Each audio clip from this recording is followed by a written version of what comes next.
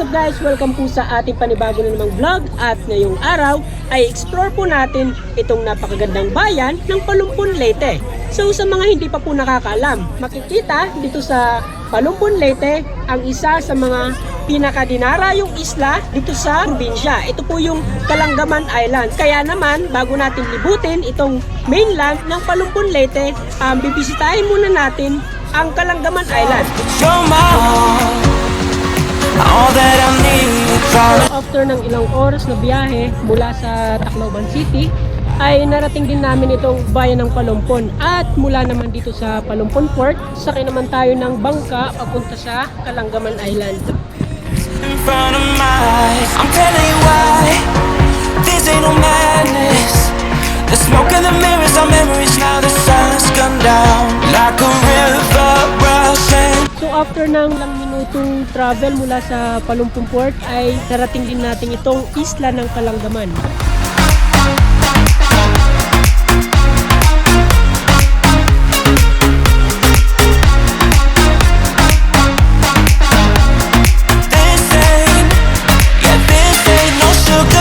So bago natin libutin itong Kalanggaman Island, papakita ko muna ang sandbar na meron dito. Ang sandbar na ito ay may habang aabot sa mahigit 700 meters at maputi yung buhangin dito. Yun nga lang hindi siya pino kasi made of corals po yung buhangin dito.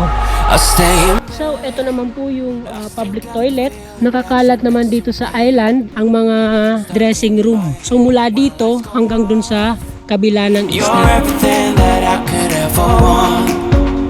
Your touch so soft. Now looking. So nandito naman po tayo sa pavilion kung saan ginaganap ang misa every Sunday. So dito sa pavilion pwede din gawin yung mga iba't ibang events. Yung rate po nito is yung unang 4 na oras nakakahalaga ng 5,000. At kung lalampas ka dito, ang charge po per hour is 1,000.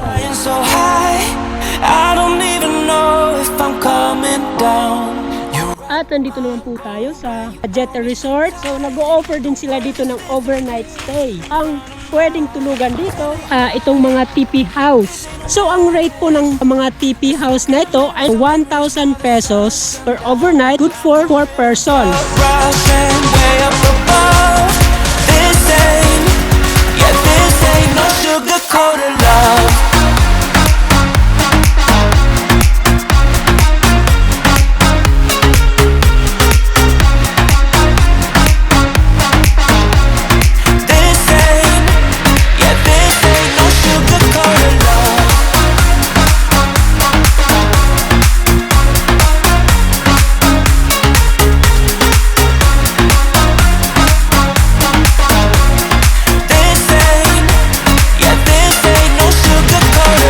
Tapos na po tayo dito sa Kalanggaman Island at babalik na po tayo dun sa mainland ng Palompon.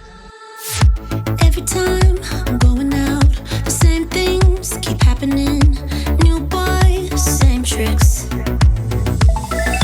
At balik po tayo dito sa mainland. Ngayon naman, pupuntahan naman po natin yung Terrestrial Eco-Adventure Park, which is 10 kilometers mula dito sa Palompon proper. At matapos naman doon sa Terrestrial Eco-Adventure Park, pupuntahan naman natin ang Solid Waste Management Park.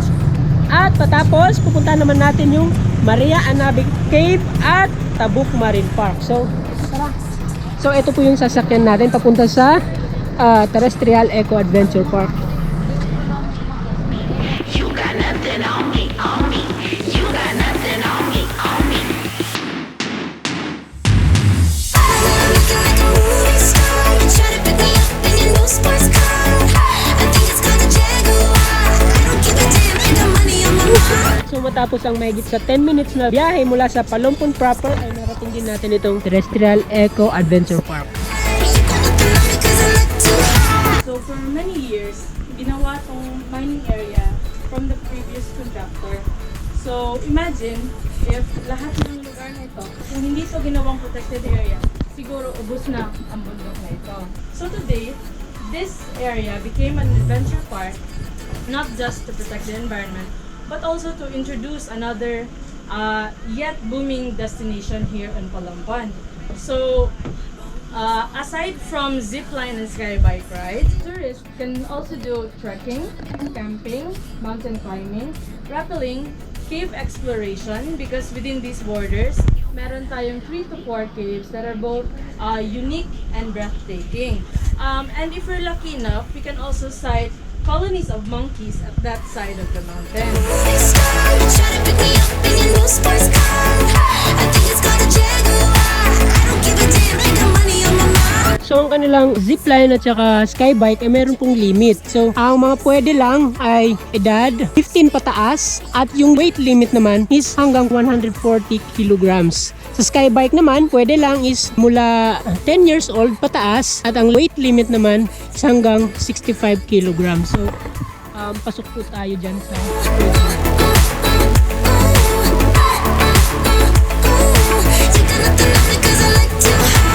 Ito yung zipline saka skybike natin. Yung skybike natin is a 120 meter line and yung zipline natin is a 370 meter line. Before makaride yung isang tao, maglalagin muna sa mga pag-paper dito, tapos dito zipline, tapos ito yung waiver bale. Pagkatapos nito, yung bike natin, may limitations kasi tayo eh. Hindi pwede yung may sakit. Yung may heart failure, tsaka yung mga heart condition, tsaka yung mataas yung dugo. Baka pagdating dun sa taas, mag-iiba kasi yung ano mo dun eh, sa heights. Tapos hindi pwede yung mga bata sa taas, bawal. Kaya nga hanggang 10 years old yung pwede dun. Tapos hindi pwede dun yung nakainom. Hindi pwede yung buntis. Kasi yung buntis, yung hindi pa, pwede pa. Pero yung kahit na 1 month, basta nabuntis, hindi pwede kasi mahirapan. Baka maipit. Huwag naman nabuntis. Basta nabuntis. Kasi baka maipit yung bata. Tapos, yung last na bawal dito yung may nag-undergo ng major operation. Baka anong tawag nun? Ano yan? Pero may ano yan? 3 years you're good to go. 3 years. 3 years you're good to go. Ina-advise na namin kasi yung iba matatakot din. Okay, number 1 underwent a recent major operation of heart condition. Heart attack. Pagdating dun sa taas. Kasi pag once na sumampa, sir? Heart condition, pero yung mga sawi sa pag-ibig. Yan. Heart condition din yun. Baka yung natin, baka pagdating dun sa taas, biglang tatalon. Iba Talon! na naman. Okay, tingali mo. Sir? Tingali mo, Mumba! back na lang o din naman. Sasakitin mong rughan. Wala. Once na mo step na ta sa aning structure sa kami na jud ang in charge niyo. Girl, you should wear a name tag. Ni vicious presenting. So, eto na po yung area kung saan tayo mag-skybike at saka yung zipline. Sa area na to, yung tower na yon, dun magsisimula yung skybike papunta dito. Then, mula naman dito, ito yung starting point ng zipline papunta dun. And then, mula dun, magzi-zipline naman pabalik dito sa area na to. So, ano yung nararamdaman mo ngayon? Kinakabahan ako. Bimba. Huwag daw i-rapid mo. Yan. Okay, ready na? Ready na?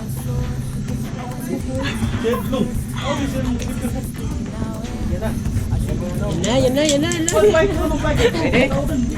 Ready na, ready. 1, 2, 3. Go! Open your eyes. Girl, you should wear a name tag. Cause all I wanna do is to know your name. Girl, you should wear a name tag. That's the only way that I get your name. Girl, you should wear a name tag. So, ang una muna natin itatry ay yung skybike. Mula doon, pupunta tayo dito. Then dito, magzi-zipline papunta doon. Then zipline papunta dito.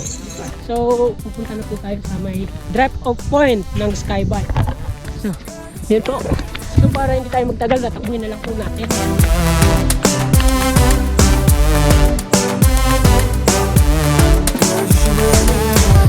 Lose control of myself. Can find you anywhere. Been trying for too Diba? long. Saya? I give up, out of luck. Been looking everywhere. It doesn't make sense, no. Nice, ayos! So bring it back. Good luck, sana umabot sa, finish point. To the moon and back. I shouldn't care, but it still hurts. I didn't realize the danger. Cause you're the end of the rainbow. And the music was so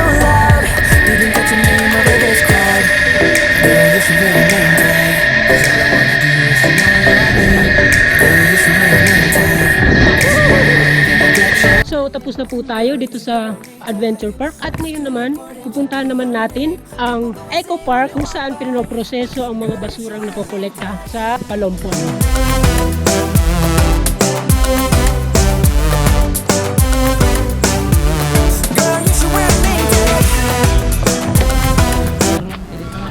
So nandito na po tayo ngayon sa Eco Park kung saan pinoproseso ang ilang mga basurang nakokolekta nila. So after collection, among dalhon dire, amo i-process. Which is nami by shredder. Pwede tamo ni, ma'am sir. First na process namo sir is ini, ina. Amo by shredder. Yeah. Iya i-shred ang waste. Dayon amo i-load sa among bioreactor, which is ang capacity niya is 1 ton. Then amo sagulan siya og chicken manure, 30% chicken manure amo isagod. After 24 hours, magawa siya mga around 400 to 500 kilograms. Yan ang iyang igawa, sir. Muna na basura na namo. Amo ba yung waste? After na, gusto mi ipino pa man gito siya. So muna na among i-load na po dito. Same rin hapon specs niya. Pero mas ipino lang siya, mas kipain. After among ag-agon, muna na among ibaligya. Muna na ang amo ang soil conditioner. Soil conditioner. Yes, so tag 9 pesos per kilo mo baligya. So ito po yung sample structure nila na gawa sa Eco Bricks.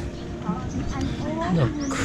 So ito po yung Eco Brick na produce nila. So saan papunta yung daan na ito? Doon sa cave, sir. Cave. Mariana Cave. Okay. Okay. Ako lahat ready, sir. So ito nga pala yung cave Ito yung cave, sir. sa ilalim.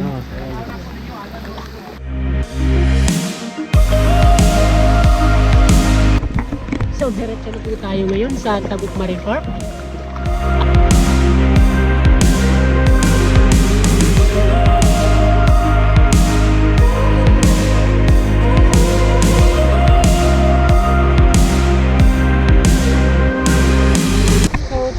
Magla-lunch muna tayo. At pagkatapos naman nito ay isa na namang adventure papunta dun sa mga mangroves na yun.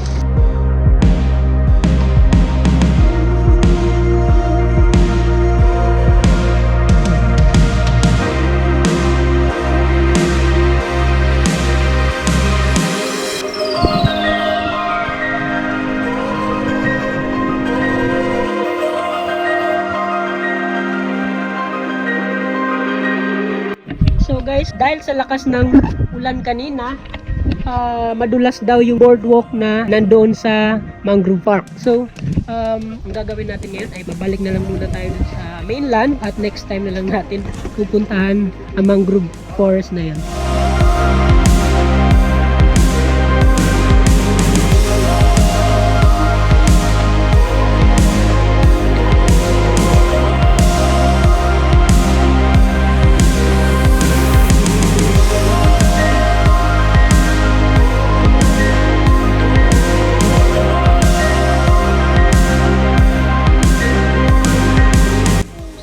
Lang po muna at samahan nyo pa po ako susunod ko pa mga vlogs.